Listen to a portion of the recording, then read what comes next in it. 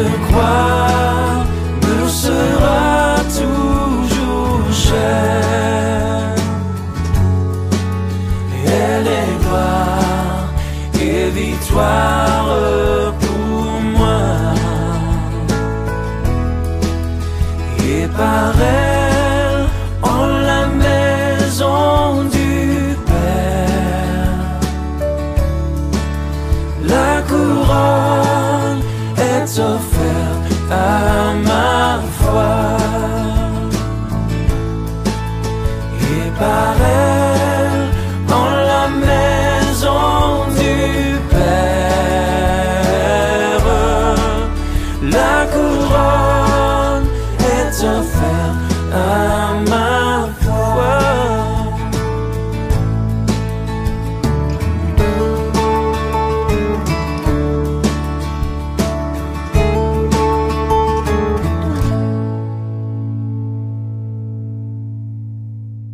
Si vous avez votre Bible, je vais lire un passage dans Job, chapitre 6, verset 14, qui sera mon texte.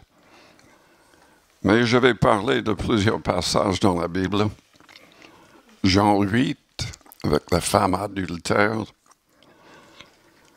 Luc 19, avec l'histoire des archers. Luc 22, avec l'histoire de Pierre, quand il a renié le Christ. Et le brigand à côté du Christ, qui a été sauvé grâce à sa foi en Christ et à sa repentance. Mais dans Job, au chapitre 6, verset 14, il y a une phrase de Job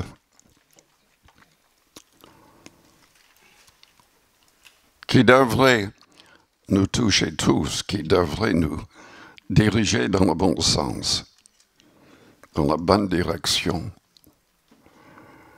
Celui qui souffre a droit à la compassion de son ami, même quand il abandonnerait la crainte du Tout-Puissant.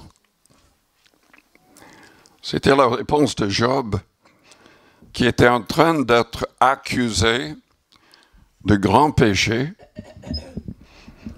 quand en fait il n'avait pas péché du tout.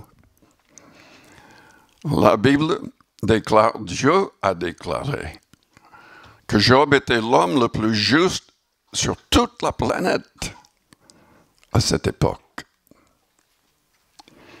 Mais Dieu l'a mis à l'épreuve après un contact avec le diable, qui disait, mais oui, ils te servent, ils te glorifient parce que tu le protèges, parce que tu lui donnes tout, il est riche, il a tout.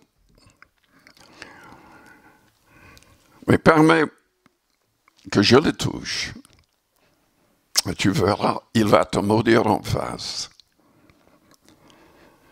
Donc, si nous avons dans la vie parfois quelques épreuves, ce n'est pas extraordinaire, ce n'est pas...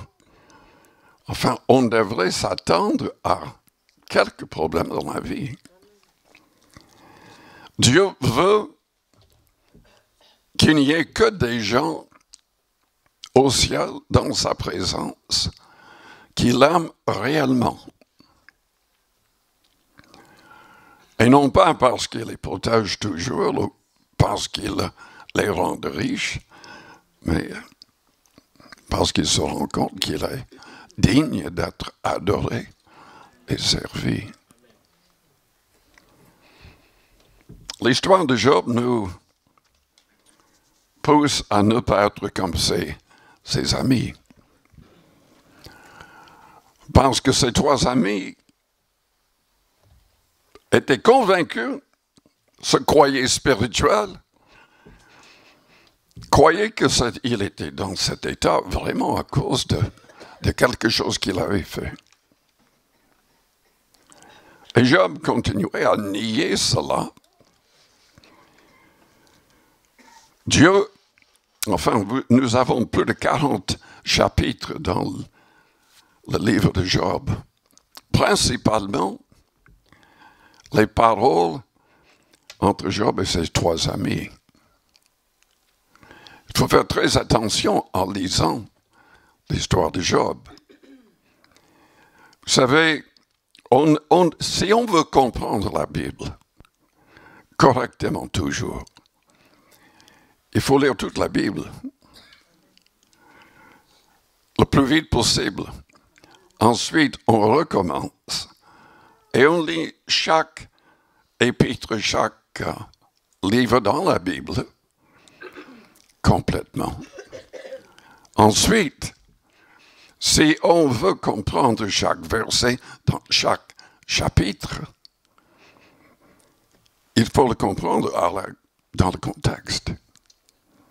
Dans tout ce contexte. Nous avons toutes sortes de fausses doctrines, de fausses églises, de faux chefs spirituels parce qu'ils ne suivent pas cela. On peut croire n'importe quoi, on peut inventer n'importe quelle doctrine si on ne suit pas ces principes-là.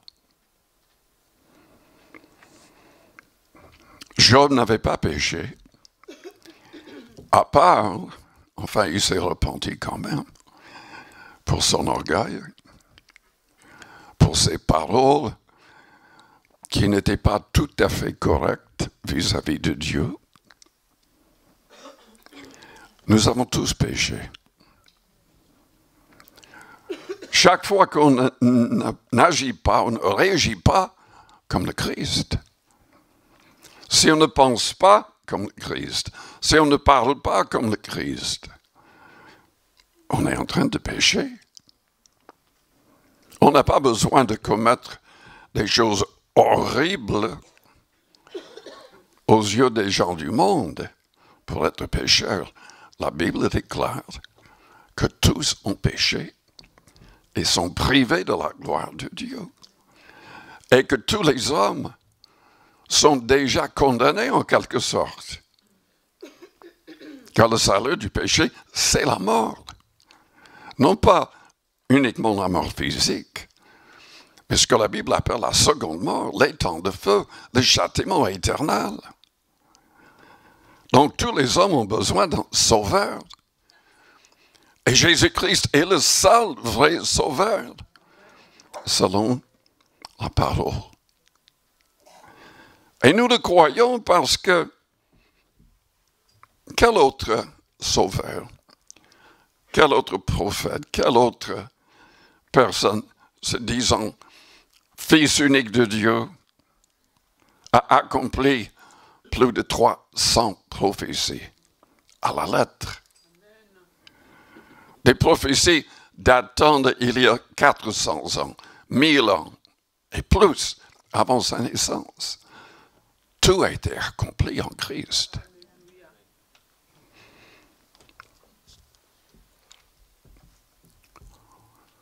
Jésus-Christ est le seul vrai sauveur du monde. Et la seule manière d'être sauvé, c'est de le contacter. Par la foi dans la prière. Quiconque invoquera le nom du Seigneur sera sauvé. Nous devons reconnaître qu'il est Seigneur. Dieu l'a élevé, il lui a donné le nom de Seigneur, mais il existait déjà en forme de Dieu. Il s'est dépouillé, selon Philippiens 2, pour devenir un homme, selon le plan du Père. Et il a tout accepté. La crucifixion, le rejet par les chefs spirituels de l'époque, pour que nous soyons sauvés, pour que tous les hommes aient la possibilité d'être sauvés. Jésus-Christ n'est pas uniquement notre Sauveur, notre Seigneur. Il est notre modèle en toutes choses. La Bible souligne à maintes reprises que Dieu désire nous façonner à l'image de son Fils. Il nous donne le Saint-Esprit pour que chaque jour, si on prie, si on est dans la parole, si on demande son aide, chaque jour, on est transformé de gloire en gloire dans l'image de son Fils.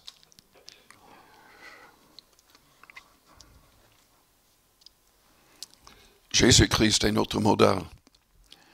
Modèle de compassion, modèle d'amour.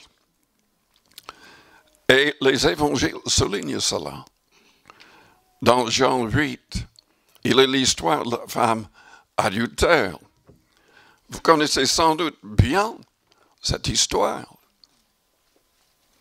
En fait, les chefs religieux de l'époque cherchaient une occasion pour faire mourir le Christ.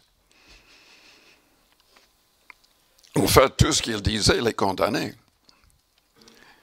Les chefs religieux de l'époque étaient vraiment loin de la Bible, loin de la saine doctrine. Ils avaient toutes sortes de traditions qui ne correspondaient pas du tout avec la Bible. C'est la même chose que nous voyons à droite et à gauche dans beaucoup de milieux, entre guillemets, chrétiens. Nous devons, si nous voulons être sauvés, nous devons mettre les paroles du Christ en pratique.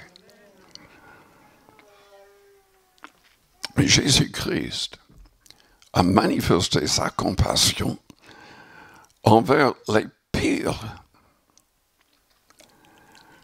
Et c'est quelque chose qui nous encourage. Peut-être que vous n'avez pas commis des choses abominables aux yeux des hommes. Mais au niveau de nos pensées, au niveau de vos pensées, la plupart des hommes commettent toutes sortes de choses horribles. Et Dieu voit ce qui est dans nos pensées, dans nos cœurs. Mais il est prêt. Il a choisi de nous pardonner. Si quelqu'un veut changer de vie, veut avec son aide contrôler ses pensées, chasser la convoitise, l'orgueil, et s'aligner avec sa parole, il est prêt à sauver, à pardonner n'importe qui, de n'importe quel péché. Cette femme adultère, le Seigneur l'a sauvée sans qu'elle demande quoi que ce soit. Mais les chefs religieux l'ont mis au milieu de la foule pour chercher une occasion contre le Christ. Cette femme a été prise en flagrant délit d'adultère. Selon la loi de Moïse, tous les adultères devaient être exécutés. L'homme et la femme. Je ne sais pas où se trouvait l'homme dans cette histoire. Mais le Christ, quand on lui a demandé, mais Moïse a dit qu'elle doit être lapidée. Ils ont dit, mais qu'est-ce que tu dis, toi? Le Seigneur n'a pas répondu. Pas tout de suite. Il s'est assis. Il a commencé à écrire avec son doigt sur la terre. Et ils ont persisté en lui disant, mais quelle est ta position? Il a continué à écrire, mais en disant que celui qui est sans péché jette en premier la pierre contre elle. Et la Bible dit qu'il continue à écrire. Et peut-être, on ne sait pas ce qu'il a écrit, mais peut-être qu'il écrivait les péchés de chaque personne dans la foule. Et la Bible dit que depuis les plus âgés jusqu'aux plus jeunes, tout le monde est parti, accusé par leur conscience. Est-ce que votre conscience vous accuse?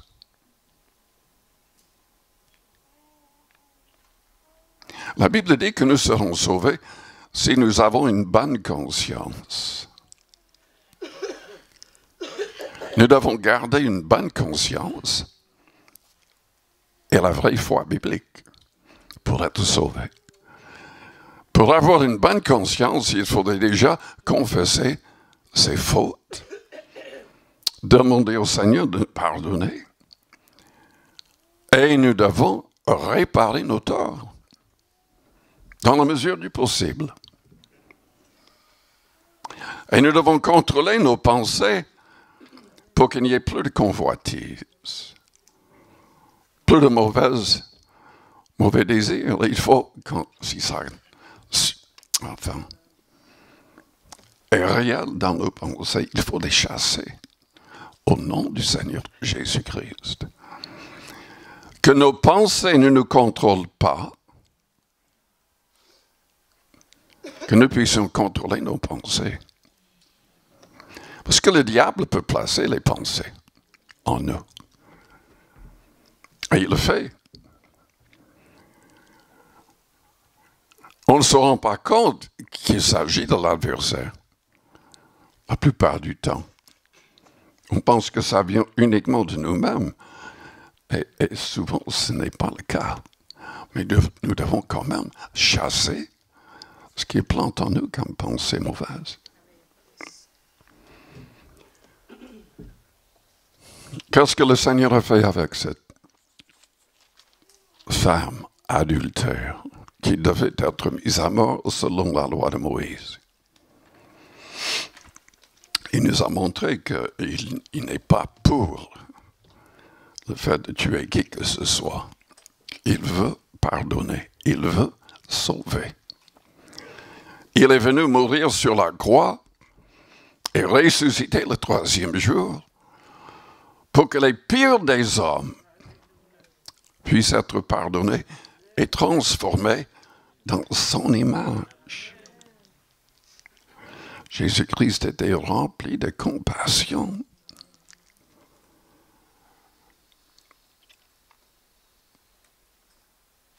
Il a dit quand même à cette femme, « Je ne te condamne pas non plus, va et ne pêche plus. » Quand on accepte Jésus-Christ comme Seigneur et Sauveur personnel, il faut absolument abandonner tout péché. Il ne faut pas retourner au péché. Et il ne faut pas développer d'autres péchés. Mais évidemment, l'adversaire de nos âmes va tout essayer pour nous faire tomber. Et je m'adresse aux personnes qui sont passées par les eaux du baptême ou qui vont passer par les eaux du baptême.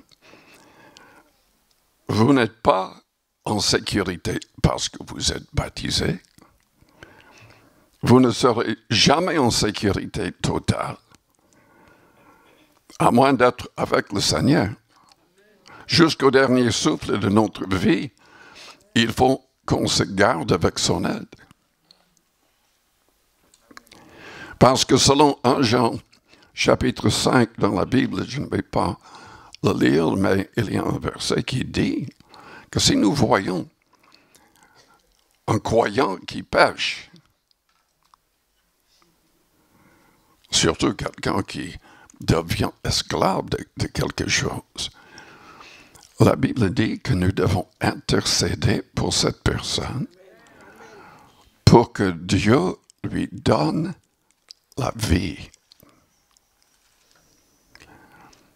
Le salaire du péché, c'est la mort. Nous devons, en tant que chrétiens, renoncer à tout péché. Nous ne pouvons pas permettre que le péché revienne dans nos cœurs, dans nos vies, si nous voulons être sauvés. C'est la raison pour laquelle la Bible nous dit, si nous péchons, nous devons le confesser et croire que Dieu est prêt à pardonner et nous purifier de tout péché.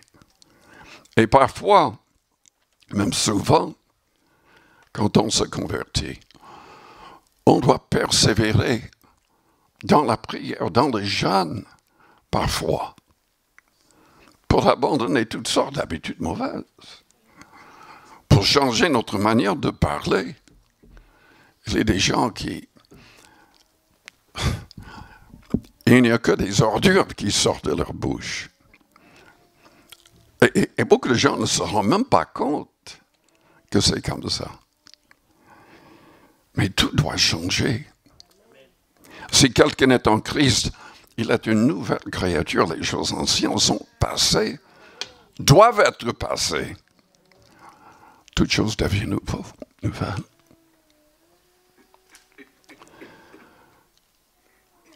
Si vous avez commis l'adultère, le Seigneur est prêt à pardonner. Écoutez-moi bien. Si votre partenaire, votre mari, votre femme a commis un adultère, ne faites pas l'erreur de divorcer et de chercher quelqu'un d'autre. Ça, c'est pour un autre message. Mais il faut pardonner. Nous devons pardonner si quelqu'un demande pardon. Et on doit oublier l'histoire.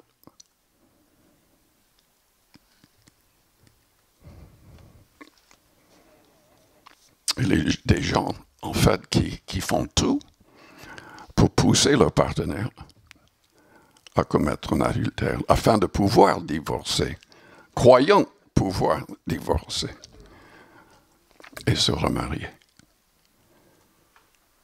Mais c'est une autre histoire, un autre message. Zachée, Luc 19. Vous connaissez l'histoire.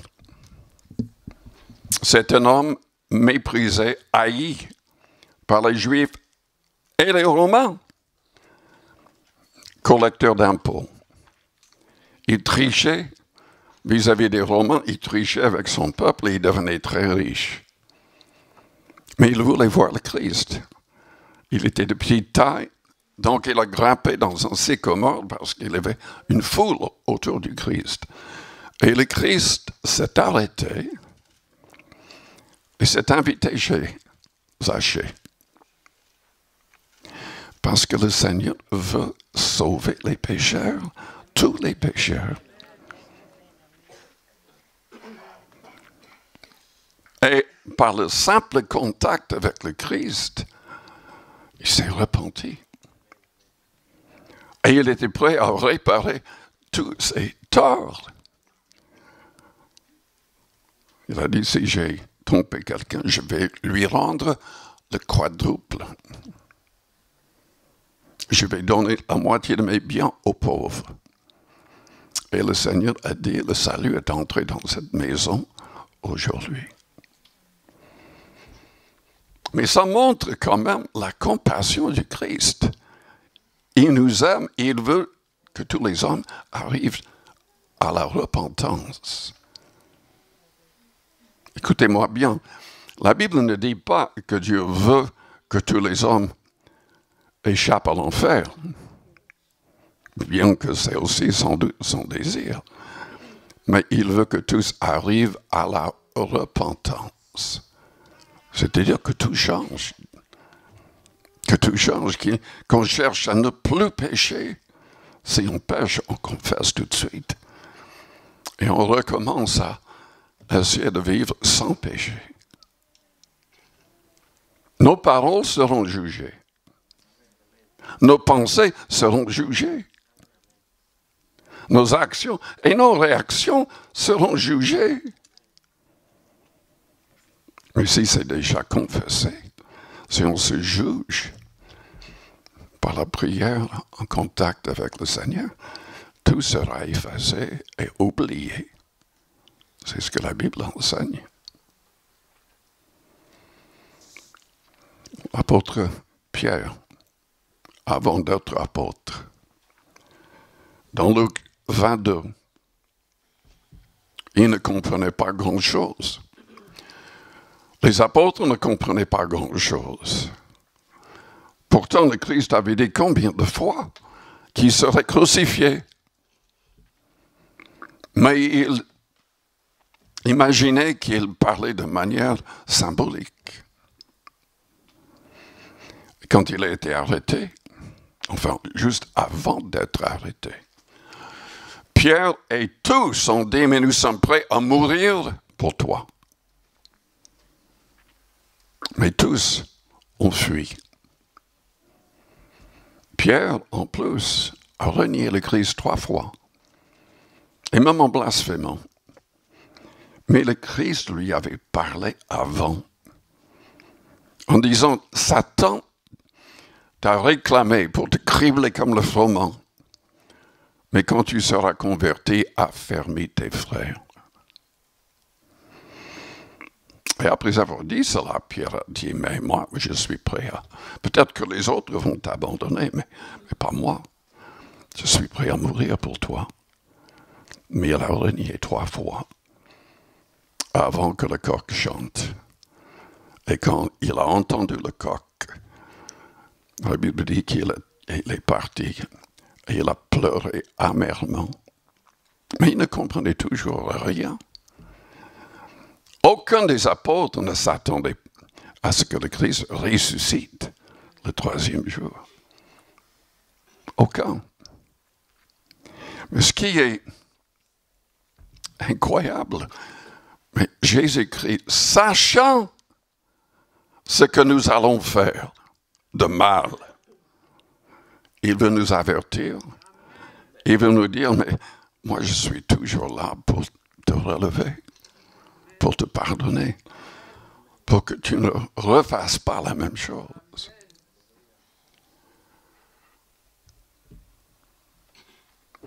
Et que dire du brigand sur la croix à côté du Christ? Cette histoire nous démontre que le purgatoire n'existe pas. Et pourtant, je vois des vidéos par des catholiques qui essaient de dire, enfin, 14 raisons. Le purgatoire existe. Il donne 14 soi-disant passages dans la Bible pour prouver ça. C'est du n'importe quoi si vous lisez les passages. Le purgatoire n'existe pas. Parce qu'absent du corps, c'est être présent avec le Seigneur pour les chrétiens. Et on n'a pas besoin d'être purifié davantage. On doit tout faire avant de mourir. Ou le simple fait de croire en Christ a accompli la chose. Parce qu'il a porté tous nos péchés. Le brigand sur la croix, à côté de lui, qu'est-ce qu'il a fait? Enfin, il y avait 2 brigands. L'un des brigands a dit, mais si tu es le Christ, délivre-toi et nous de cette mort. Mais l'autre l'a repris en disant, mais c'est justice qu'on meurt pour nos crimes. On ne sait pas ce que cet homme avait fait, mais c'était horrible, apparemment, pour être crucifié par les Romains. Donc il confesse ses péchés, en quelque sorte. Il dit, mais c'est justice que je meure. Mais cet homme n'a rien fait de mal. Ce qui est frappant, c'est qu'il a compris ça. Apparemment, il est en contact avec le Christ déjà. Peut-être d'autres lui en avaient parlé. Mais il a compris ce que les apôtres n'avaient pas compris. Parce qu'après, il dit, mais souviens-toi de moi quand tu entreras dans ton règne.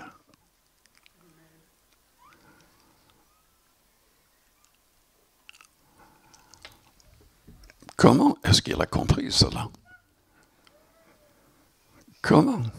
En tout cas, le Christ lui a dit, aujourd'hui, tu seras avec moi dans le purgatoire. Non, dans le paradis. Dans le paradis. Un homme qui n'avait jamais fréquenté des réunions avec les saints, avec les croyants. Un homme qui était crucifié pour des crimes. Et il n'avait pas besoin de passer par le purgatoire pour être purifié davantage avant d'aller au paradis. Non, le purgatoire n'existe pas. Parce que la Bible dit que si nous marchons dans la lumière, comme il est lui-même dans la lumière, le sang de Jésus-Christ nous purifie de tout péché. Et il faut être logique de toutes les manières. Qui, jeté dans des flammes, être tourmenté, de quelle manière est-ce que ça va purifier quelqu'un? De quelle manière est-ce que ça va aider la personne à devenir une meilleure personne?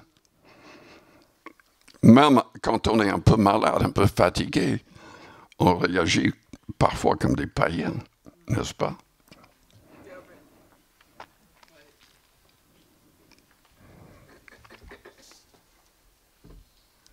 Et ce qui est magnifique dans cela, c'est ce que le Christ a dit. Aujourd'hui, tu seras avec moi dans le paradis. C'est à cause de sa repentance et de sa foi. Des paroles de foi. Incroyables. Ne doutez jamais de ce que le Seigneur promet. Et que vos paroles soient toujours alignées avec ce qui est positif dans la parole. Parce que c'est la foi qui va nous sauver. Enfin, c'est Christ, mais notre foi en Christ. Jésus-Christ veut que nous soyons remplis de compassion et d'amour. Ne soyons pas comme les amis de Job. Ne jugeons pas, n'imaginons pas que telle et telle personne est malade à cause de péché ou de quoi que ce soit d'autre. Et même si la personne a abandonné Dieu, il faut garder la compassion. Il y a toujours la possibilité que cette personne va se repentir. Si on est gentil avec lui. Il ne faut pas les rejeter, il faut leur parler avec douceur. Et il faut intercéder. Comme Jean l'a dit dans 1 Jean chapitre 12. Aimez-vous les uns les autres comme je vous ai aimé.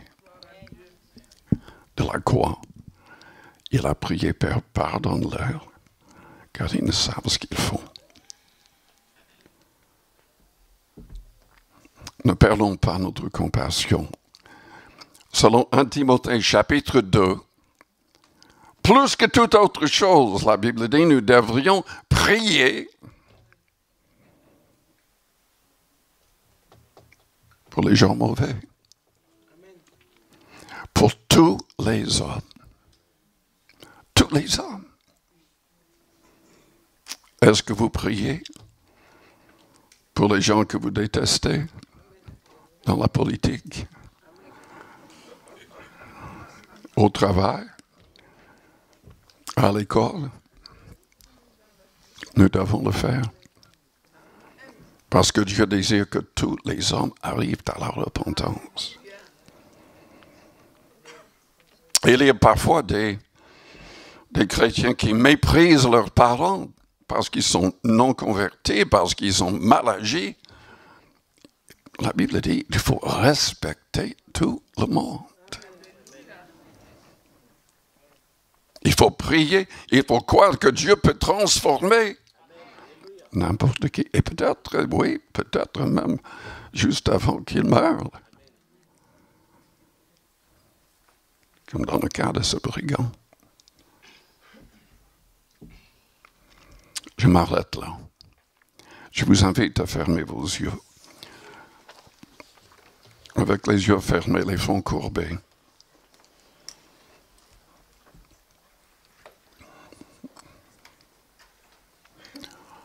Est-ce que vous avez une bonne conscience? Sinon, il faut saisir la main du Sauveur. Si vous n'avez pas encore prié pour que Jésus-Christ devienne votre Sauveur et Seigneur, il faut le faire. Nous n'avons pas de promesse en ce qui concerne le lendemain. On pourrait mourir aujourd'hui. En Floride, avec l'ouragan, il y avait une famille qui est restée, qui n'a pas fui. Et ce n'était pas uniquement le vent. En fait, la terre s'est ouverte, toute la maison a été engloutie. Et il y a quelques années, la même chose s'est passée. Dans la nuit, la personne dormait. Ils n'ont même jamais pu retrouver son corps.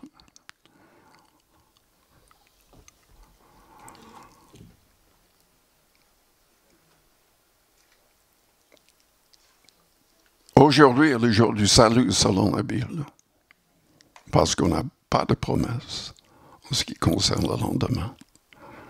Si vous êtes là, votre vie n'est pas en règle. Si vous n'avez pas encore saisi la main de Jésus-Christ pour être votre Seigneur et Sauveur, je vous encourage à le faire maintenant. Et je voudrais prier pour vous aussi, c'est votre désir. Faites-moi signe en élevant votre main juste pour un instant, je la verrai. Je prierai pour vous. Merci. Merci. Oui, merci. Merci. Est-ce qu'il y a d'autres personnes? Vous élevez votre main vers le Seigneur. Oui.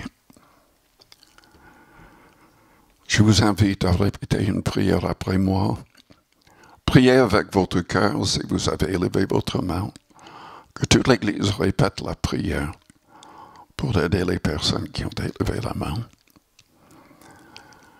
Père Céleste, je proclame ma foi en Jésus-Christ. Il est mort pour mes péchés. Et tu as accepté son sacrifice en le ressuscitant le troisième jour. Je reconnais que je suis pécheur comme tous les hommes. J'ai besoin d'être libéré de l'esclavage du péché. Je désire être transformé dans l'image de Jésus-Christ, rempli de son amour, de sa compassion. Je ne veux plus être comme les gens du monde. Je désire être un vrai disciple du Christ. Donne-moi le courage de proclamer le nom de Jésus partout.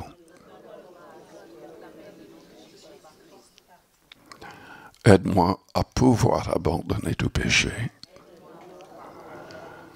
à réparer mes torts dans la mesure du possible. Au nom de Jésus-Christ. Maintenant, priez à votre manière, là, dans votre cœur, ou à voix basse. La Bible dit, quiconque invoquera le nom du Seigneur sera sauvé. Demandez son pardon. Demandez son aide.